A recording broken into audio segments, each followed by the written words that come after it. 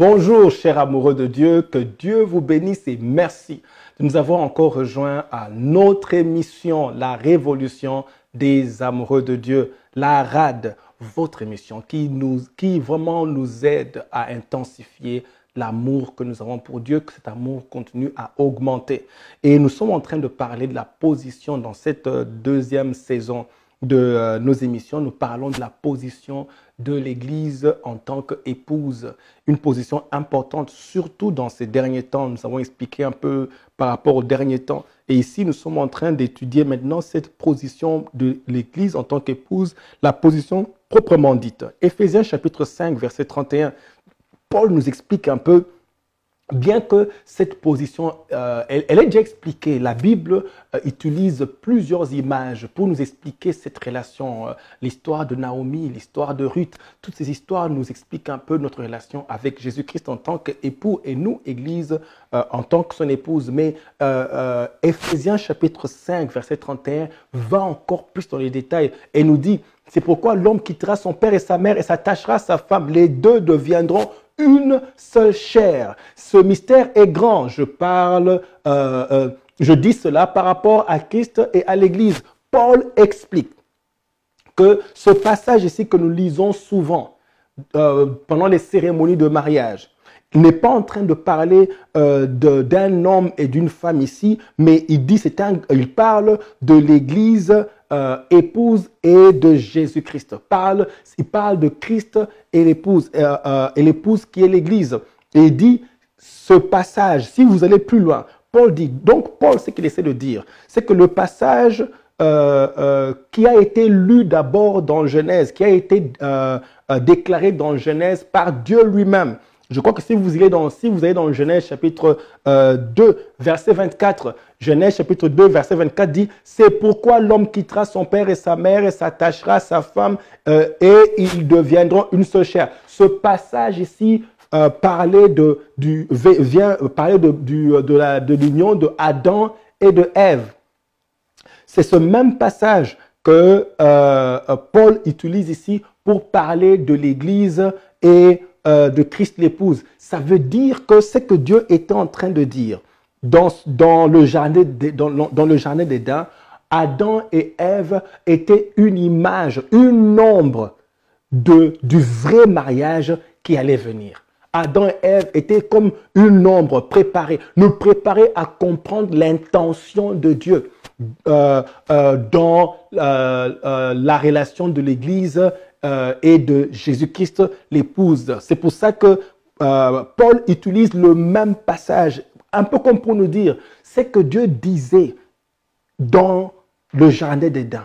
Adam et Ève étaient une image de la vraie relation de l'union de l'Église avec Christ.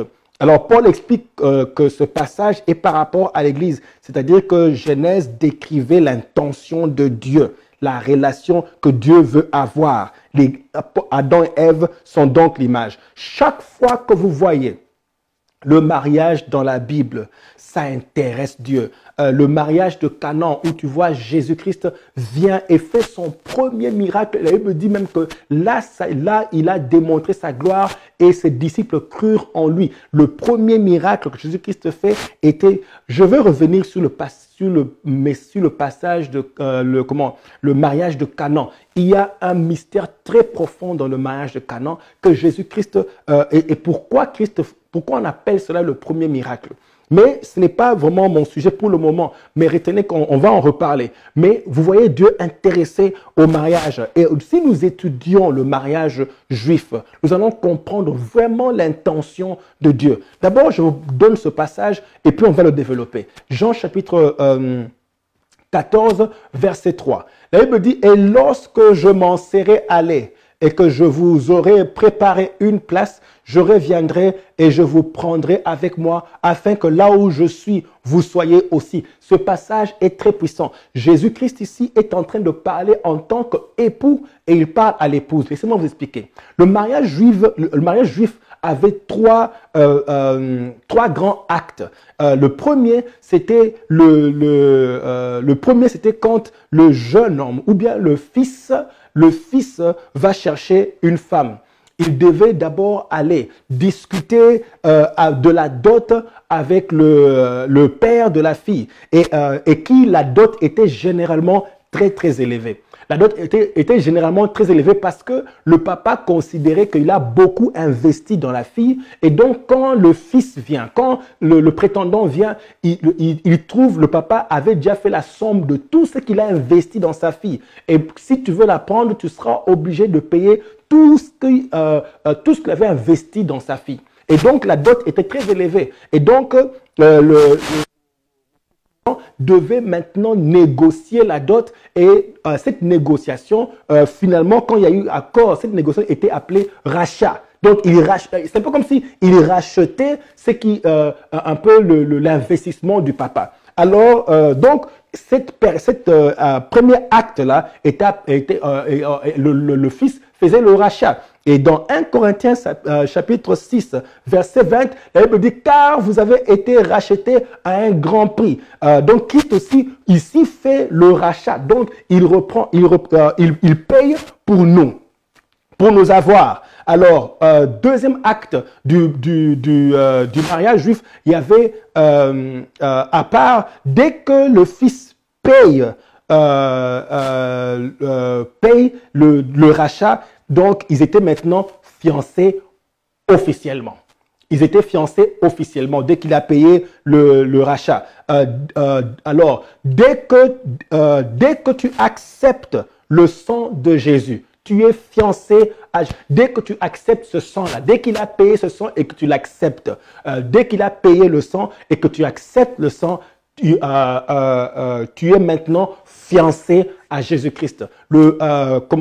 2 Corinthiens chapitre 11, verset 2 nous dit « En effet, je suis jaloux de vous, de la jalousie de Dieu, parce que je vous ai fiancé à un seul époux. Ceux-là qui acceptent le sang de Jésus, le sang du rachat, sont automatiquement fiancés. Dans le mariage juif, dès que tu acceptes le rachat, tu es fiancé, c'est bouclé, tu appartiens maintenant à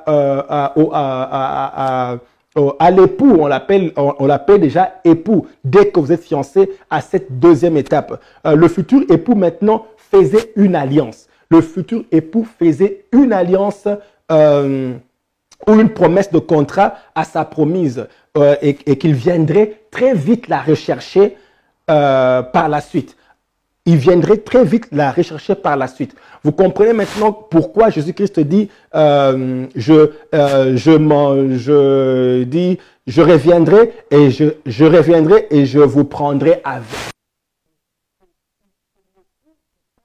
À la fiancée, il a déjà payé le prix du rachat et il revient. Donc, en fait, pour vous expliquer que cette histoire ce mystère de l'Église avec Jésus-Christ l'époux est une histoire d'amour pour les amoureux. Jésus-Christ, le grand amoureux, est amoureux de toi. Et il viendra te rechercher. Que Dieu vous bénisse, que ton amour pour Dieu continue à augmenter. Nous allons nous retrouver dans nos prochaines émissions. Ne ratez pas, nous continuons à développer cette relation importante de l'Église en tant qu'épouse. Soyez bénis et à plus tard.